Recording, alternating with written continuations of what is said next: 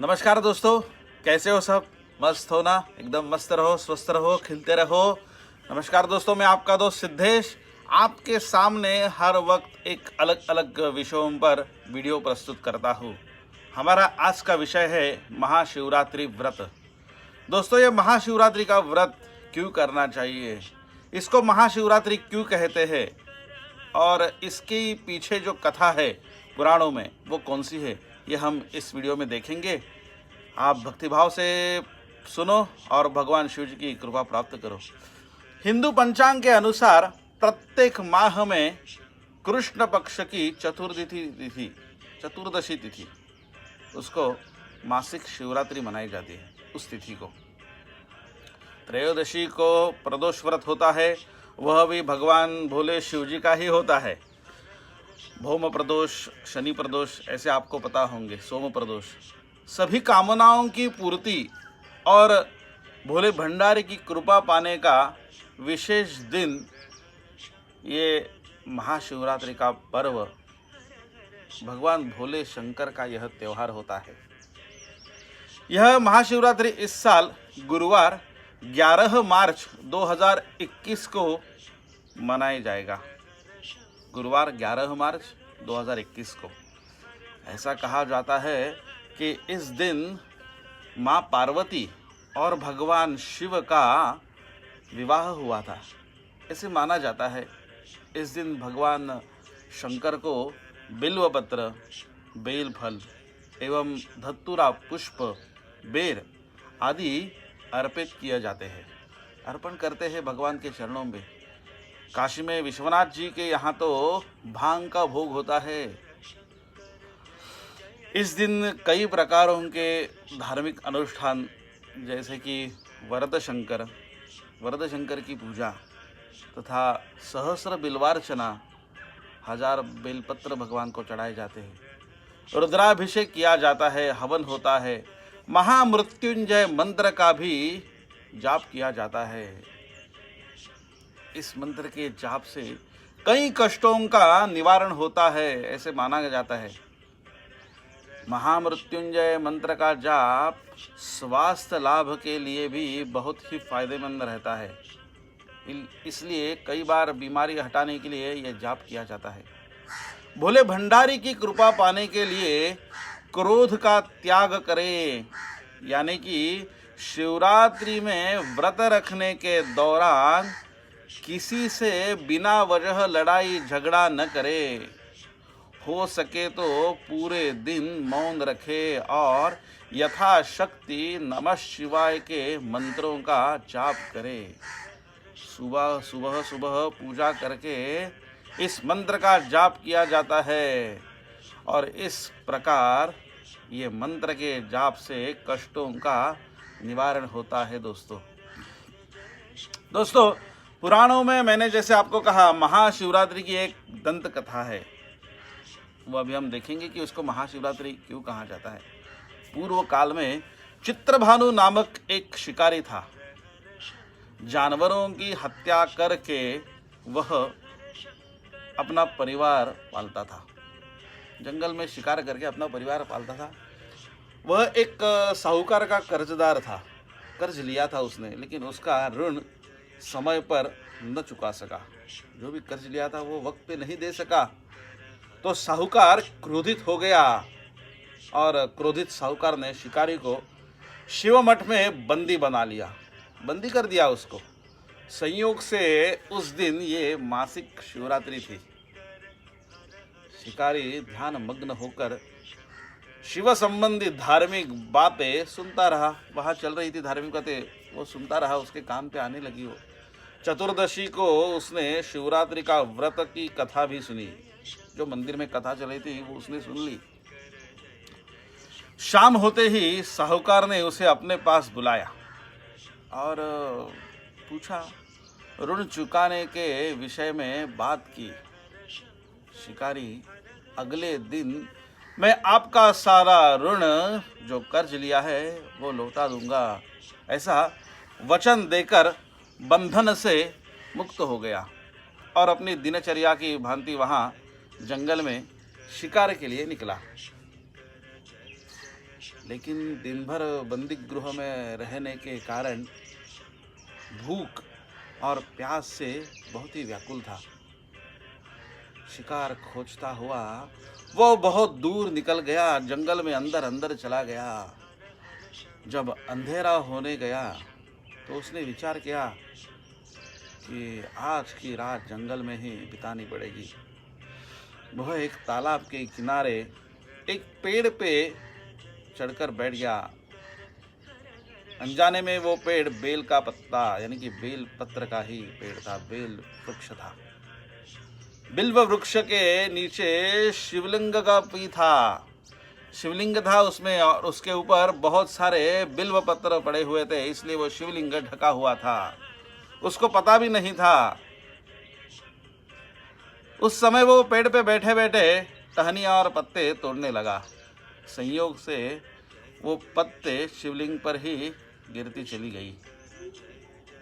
इस प्रकार दिन भर भूखे प्यास शिकारी का व्रत भी हो गया और रात भर शिवलिंग पर बिल्व पत्र भी चढ़ गए।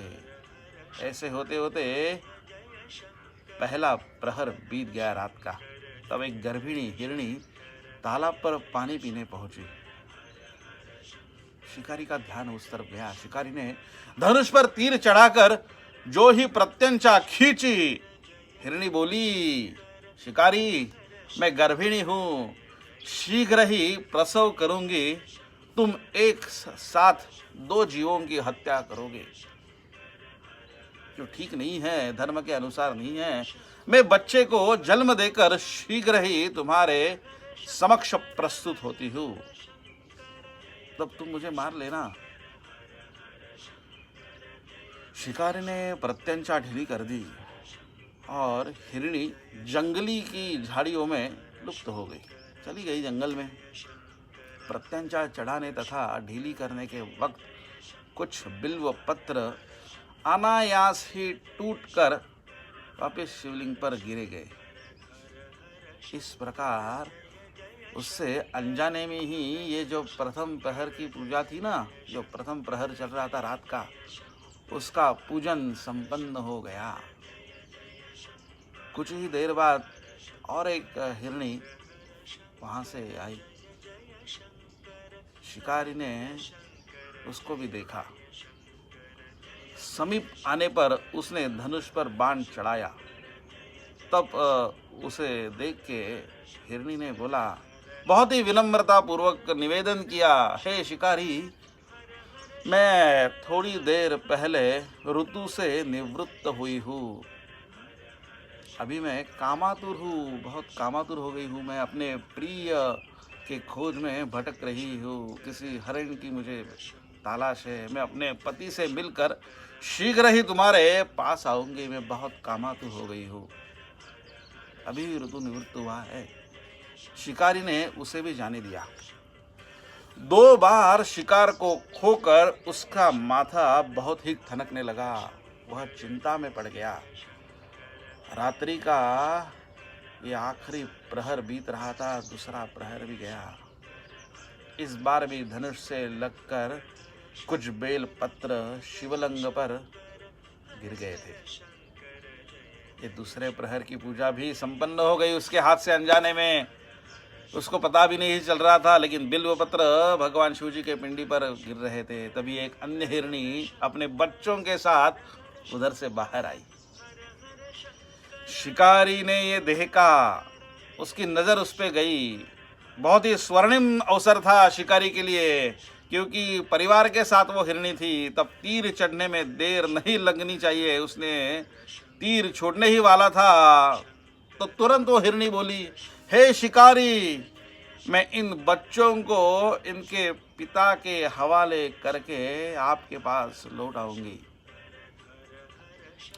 इस समय मुझे मत मारो। उसने विनंती की ही शिकारी को। शिकारी हंसा और बोला, सामने आए शिकार को मैं छोड़ दूं? मैं ऐसा मूर्ख नहीं हूं। इससे पहले मैंने 2 बार अपने शिकार खो चुका हूं। मेरे बच्चे, मेरा परिवार, मेरी बीवी सब भूखे हैं भूख प्यास से व्यग्र हो रहे हैं। तब उत्तर में हिरणी ने फिर से कहा, वो बोलने लगी, जैसे तुम्हें अपने बच्चों की ममता सता रही है, ठीक वैसे ही मुझे भी भाव उत्पन्न हुआ है शिकारी। मेरा विश्वास करो, मैं इन्हें इनके पिता के पास छोड़कर तुरंत ही लौटने की प्रतिज्ञा करती हूँ। देखो दोस्तों, हिरणी का दिन स्वर सुनकर शिकारी को उस पर दया आ गई। उसने उस मुर्गी को जाने दिया। ये तीसरी मुर्गी उसने छोड़ दी थी। शिकार के अभाव में तथा भूख और प्यास से व्याकुल हुआ था शिकारी, और यहाँ पे अनजाने में ही बेल वृक्ष पर बैठा बेल पत्र तोड़ तोड़ कर नीचे फेंकता जा रहा था। दोस्तों, अरुणोदय होने वाला था तो एक हृष्ट पुष्ट बड़ा मृग उसी रास्ते पर आया। बहुत ही बलवान मृग आया। शिकारी ने सोच लिया कि इसका शिकार वह अवश्य करेगा। दष्ट पुष्ट था बहुत ही। शिकारी की तनी प्रत्यंचा देखकर मृग विनीत स्वर में बोला, वह मृग भी बोलने लगा, है शिकारी, यदि तुमने मुझसे पूर्व आने वाली 3 मुर्गियों को तथा छोटे छोटे बच्चों को मार डाला है तो मुझे भी मारने में विलंब न करो। वो बोलने लगा कि आपने तीनों को मारा है, मेरे बच्चों को भी मारा है। उनके वियोग में एक क्षण भी दुख न सहना पड़े। मैं उन तीनों हरणियों का पति हूँ। यदि तुमने उन्हें जीवदान दिया है तो मुझे भी कुछ क्षण का जीवन देने की कृपा करो। अगर मारा है तो मार डालो, और अगर जीवदान दिया है तो जीवदान मुझे भी दे दो। मैं उनसे मिलकर आपके समक्ष उपस्थित हो जाऊंगा। मृग की यह बात सुनते ही शिकारी को पूरे रात का घटना चक्र जो था वो याद आया कि हमने तो उनको मारा नहीं, हमने उसको छोड़ दिया है। उसने सारी कथा मृग को सुना दी। तब मृग ने कहा, जैसे आपने ये मेरे तीनों पत्नियों को जिस प्रकार प्रतिज्ञाबद्ध होकर छोड़ा है, मेरी मृत्यु के अपने धर्म का पालन कर पाएगी। अतः जैसे तुमने उन्हें विश्वास पात्र मानकर छोड़ा, वैसे ही विनती करता हूँ, मुझे भी जाने दो। मैं उन सबके साथ तुम्हारे सामने शीघ्र ही उपस्थित होता हूँ। देखो, उसने भी उनको विनती की, प्रार्थना की शिकारी को। शिकारी ने उसे भी जाने दिया। इस प्रकार प्रातः काल हो गया। प्रातः हो गई। रात का दिन भर का उपवास, रात्रि का जागरण तथा शिवलिंग पर बेलपत्र चढ़ने से अनजाने में ही शिवरात्रि की पूजा पूर्ण हो गई। पर अनजाने में ही ये की हुई गई पूजन का परिणाम उसे तत्काल मिला। शिकारी का हिंसक हृदय निर्मल हो गया। उसमें भगवत शक्ति का वास प्राप्त हो गया। थोड़ी ही देर बाद वह मृग सहपरिवार शिकारी के समक्ष उपस्थित हो गया। अपने तीनों पत्नी और बच्चों को लेकर वहां आ गया ताकि वह उनका शिकार कर सके। किंतु जंगली पशुओं की ऐसी सत्यता, सात्विकता एवं सामूहिक प्रेम भावना देखकर शिकारों को बड़ी गिलानी हुई। उसने मृग परिवार को जीवन दान दे दिया। मन सात्विक हुआ था उसका। अनजाने में शिवरात्रि के व्रत का पालन करने पर भी शिकारी को मोक्ष की प्राप्ति हुई। जब मृत्यु काल में यमदूत उसके जीव को ले जाने आए तो शिवगणों ने उन्हें वापस भेज दिया था तथा शिकारी को शिवलोक ले गए। शिवजी की कृपा से ही अपने इस जन्म में राजा चित्रभानु अपने पिछले जन्म को याद रख पाए तथा महाशिवरात्रि के महत्व को जानकर उसका अगले जन्म में भी पालन कर पाए। देखो दोस्तों, शिकारी की कथा अनुसार महादेव तो अनजाने में किए गए व्रत का भी फल देते हैं, पर वास्तव में महादेव शिकारी की दया भाव से प्रसन्न हुए थे।